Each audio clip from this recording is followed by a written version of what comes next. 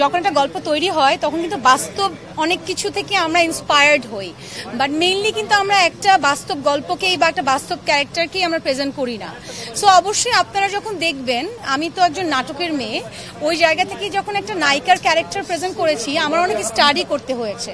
হ্যাঁ, সো ওই জায়গা থেকে স্টাডি করে একটা ক্যারেক্টার প্লে করেছি, বাট আপনারা যখন দেখবেন আপনারাই বুঝতে পারবেন যে আসলে এখানে কতটুকু মিল আছে কতটুকু নেই। বাট আমি বলবো পার্সোনালি কোনো নায়িকার সাথে আসলে এই গল্পের কোনো মিল নেই। সো আপনারা প্লিজ এই ভুল ভ্রান্তিতে থাকবেন না। এই পয়জনটা কতটুকু, মানে যে পয়জনটা আপনারা মেসেজটা দিতে চেয়েছেন সেই পয়জনটা সমাজের জন্য কতটা গুরুত্বপূর্ণ বলে মনে করেন?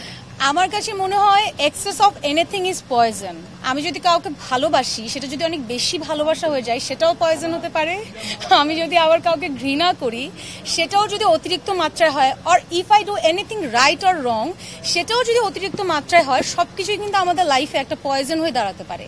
সো ওই জিনিসটাই আসলে আমাদের মেইনলি এখানে তুলে ধরা। সো আপনারা যখন কাজটা দেখবেন তখন you will feel the same আমার মনে হয়।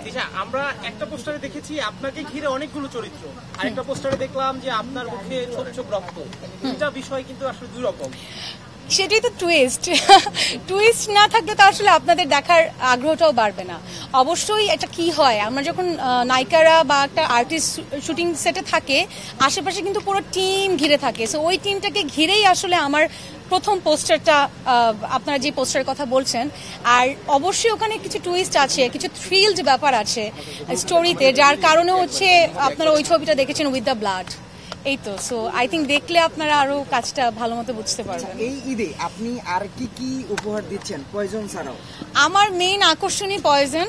আমি এবার বোধহয় আমার ক্যারিয়ারে এই প্রথম আমি এত কম কাজ করেছি। আমার নাটক হয়তো আপনারা দেখতে পারবেন এবার 4 থেকে 5টা।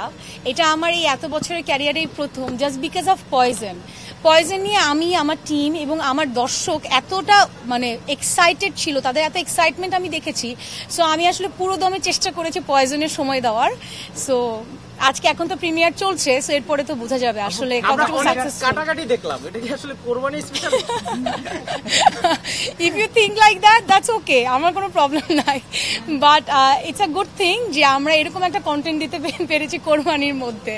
ওকে, তিশা তো দেখতে খুব সুইট দর্শকদের কাছে, ভক্তদের কাছে, কিন্তু তিশাকে আমরা একটু এবার কি ভিন্নভাবেই পেলাম? অবশ্যই।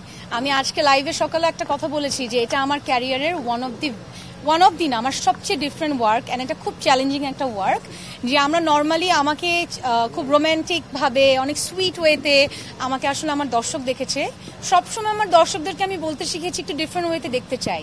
আমার মনে হয় এর থেকে ডিফারেন্ট কিছু আমি জানি না দেখাতে পারবো কিনা, বাট আমি চেষ্টা করেছি। দীপ্ত প্লেতে এর আগে আপনার একটা কাজ গিয়েছে, এবার পয়জন। আসলে দীপ্ত প্লের সাথে জার্নিটা কেমন হচ্ছে? দীপ্ত প্লের সাথে আপনার জার্নিটা কেমন যাচ্ছে?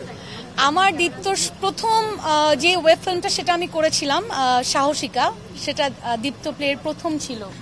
সো ওই জায়গা থেকে I feel so great, I feel so honour, thanks to Deepto, যে আমার সাথে তাদের প্রথম যাত্রাটা শুরু হয়েছে। এবং আমার এখনো মনে আছে আমি দীপ্তর সাথে যখন বসি, আমি তখন কয়েকটা গল্প নিয়ে কথা বলেছি। তো আমি বলেছিলাম যে সবাইকে বলেছিলাম, আপু ভাইয়া মারিয়াম আপুকে বলেছিলাম যে আমি না এই গল্পটা আগে করতে চাই সঞ্জয় দার, অ্যান্ড তারা আমাকে এত সুন্দর করে সাপোর্ট করেছে, যার কারণে আজকে কিন্তু আমি এখানে দাঁড়িয়ে আছি আপনাদের সামনে একটা ভালো কাজ নিয়ে, একটা ডিফারেন্ট চ্যালেঞ্জিং কাজ নিয়ে। So of course thanks to my team and of course Deepto, thank you. দীপ্তর সঙ্গে যেমন আপনার বারবার কাজ হচ্ছে, ভালো ভালো অবশ্যই থাকা জরুরি, কিন্তু আমাদের সিচুয়েশন মাঝে মধ্যে অনেক কিছু চেঞ্জ করে দেয়, বাট অবশ্যই থাকা জরুরি। আচ্ছা আচ্ছা আচ্ছা আচ্ছা আপু, দীপ্ততে আপনার যেমন বারবার কন্টিনিউয়াসলি একটা কাজ হচ্ছে, সঞ্জয় সমদ্দারের সাথেও কিন্তু আপনার মানে কন্টিনিউয়াসলি যে কয়েকটা কাজ হচ্ছে সেগুলো প্রত্যেকটা ডিফারেন্ট ছিল। এর আগে আমরা একটা বিজ্ঞাপনে দেখেছিলাম বেশ কয়েকভাবে, মা দিবসের, নারী দিবসের কোন একটা ছিল। তো এরকম কিন্তু আপনার বারবার কাজ হচ্ছে, সামনে সঞ্জয় সমদ্দারের সাথে কি আসছে? I think it's a surprise, কারণ দাদার সাথে একটা আর্টিস্ট এবং একজন ডিরেক্টরের অন স্ক্রিন কেমিস্ট্রিটা খুব দরকার। যে আমার ডিরেক্টর আমাকে এটা বোঝাচ্ছে যে এই ক্যারেক্টারে আমি তোমাকে এইভাবে দেখতে চাই। সো এটা বলার সাথে সাথে যখন আমি বুঝে যাই, that is the main thing. মানে দাদা যখন আমাকে বলে তিশা আমি তোমার এই ক্যারেক্টারটা এইভাবে চাই, সেটা সামহাও আমি বুঝে ফেলি। So this is called chemistry. So আমার কাছে মনে হয় দাদার সাথে আমার এত ভালো ভালো কাজ হয়েছে, অ্যান্ড দাদা আমাকে এত সুন্দর করে প্রেজেন্ট করেছে সঞ্জয় দা। সো ওয়াই নট আরো বড় কিছুতে আমরা একসাথে আপনাদের সামনে প্রেজেন্ট। তার মানে কি সিনেমার কোনো ইঙ্গিত আমরা পাচ্ছি কিনা?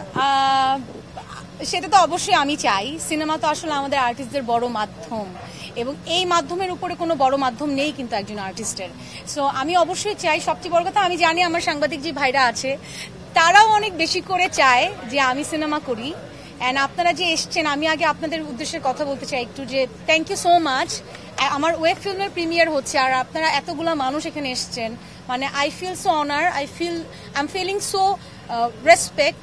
সো ওই জায়গা থেকে thank you so much. And আপনারা যেটা চান, আমার দর্শক যেটা চায় অ্যাবাউট সিনেমা, সেটা ইনশাআল্লাহ ভেরি ভেরি সুন আমি আপনাদের সামনে প্রেজেন্ট করতে পারবো। আপনার যারা কো আর্টিস্ট ছিল প্রয়োজনে তাদের নিয়ে বলেন। দে আর ভেরি সাপোর্টিভ। মানে আমার কাছে মনে হয়েছে তানভীর, সেন্টু, সোহাগ ভাই, আরো যারা যারা সবাই ছিল, তারা এত সুন্দর করে আমরা কাজটা করেছি। মানে এমন হতো যে পুরো টিমের একজনের প্রায়োরিটি মানে একজনের এফোর্ট 100% আর আরেকজনের এফোর্ট 80%, তা ছিল না। সবার 110% এফোর্ট ছিল। So that is the main thing আমার এই পয়জনের টিমের। ওকে,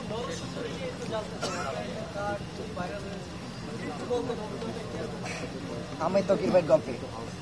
আচ্ছা, হ্যাঁ, আহমেদ তৌকির ভাইয়ের গল্পে আমি এর আগেও আমার কাজ হয়েছে, অনেক ভালো ভালো কাজ আপনাদের সামনে দিয়েছি। নরসুন্দরী একটা ভালো কাজ, অ্যান্ড আমাদের আরো অনেক ভালো একটা কাজের প্ল্যান ছিল যেটা চেঞ্জ হয়ে নরসুন্দরী হয়েছে। বাট এটা তো আমি আমার দর্শককে হতাশ করব না, আমার মনে হয় ভালো লাগবে। ওই যে চুল কাটার অভিজ্ঞতা কেমন ছিল যতটুকু কারণ বাজারে? আচ্ছা, আমি আসলে এই কথাগুলি যদি একটু, এখন যেহেতু পয়জন নিয়ে আছি, আচ্ছা একটু বলি যে আমার অভিজ্ঞতা ডিফারেন্ট, হয়তো অন্য কোনো ইন্টারভিউতে আরো ডিটেলস বলবো, বাট আজকে একটু পয়জন নই থাকতে চাই। সো পয়জন দেখতে হলে কি করতে হবে? আচ্ছা, one of the main important thing, হ্যাঁ please. One of the important thing হচ্ছে আজকে আমাদের হাউস ফুল হয়ে গেছে। আপনারা অনেকেই এখন বাইরে দাঁড়িয়ে আছেন, আপনারা দেখতে পাচ্ছেন না শোটা। আমি বোঝাতে পারবো না এটা একটা একজন আর্টিস্টের জন্য কত বড় পাওয়া আসলে।